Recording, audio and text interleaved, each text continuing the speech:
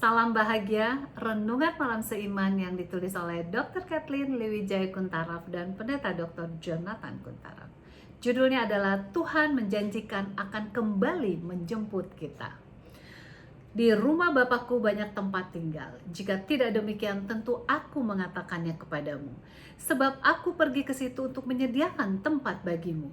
Dan apabila aku telah pergi ke situ dan telah menyediakan tempat bagimu, aku akan datang kembali dan membawa kamu ke tempatku, supaya di tempat di mana aku berada, kamu pun berada. Yohanes 14 ayat 2 dan 3. Dari semua janji Tuhan yang diberikan kepada kita, ayat inti di atas merupakan janji yang memberikan pengharapan bukan hanya untuk kita menikmati di dunia ini, tetapi untuk selama-lamanya.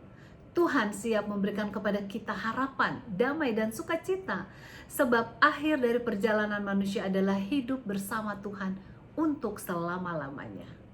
Kedatangan Yesus yang kedua adalah suatu puncak janji untuk kehidupan manusia.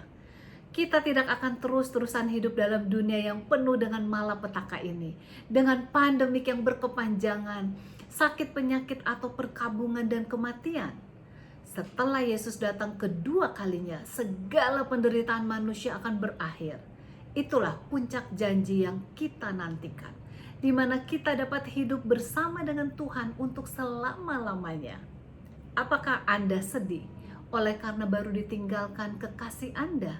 Suami, istri, anak, bapak atau ibu yang mendahului kita. Ingat 1 Tesalonika 4 ayat 16.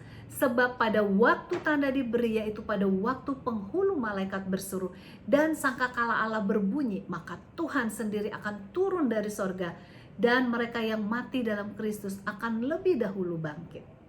Bayangkan, mereka yang mati dalam Yesus akan dibangkitkan lebih dahulu dan naik ke sorga. Mereka yang masih hidup akan diubahkan dan naik ke surga dan hidup bersama Yesus untuk selama-lamanya. Kedatangan Yesus itu adalah peristiwa yang sangat berkuasa dan penuh kemenangan. Pada waktu kubur terbuka, kita akan berseru, "Hai maut, di manakah sengatmu?" Itu adalah masa yang penuh dengan sukacita yang kekal. Tuhan sengaja siapkan suasana surga oleh sebab kasih-Nya kepada kita. Itulah tempatnya di mana tidak akan ada lagi perpisahan, sakit penyakit, dan perkabungan.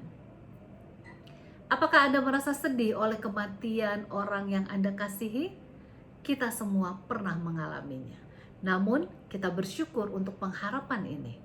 Kita bersyukur oleh karena janji ini akan segera tergenapi, di mana Yesus akan datang dan penderitaan kita akan berakhir.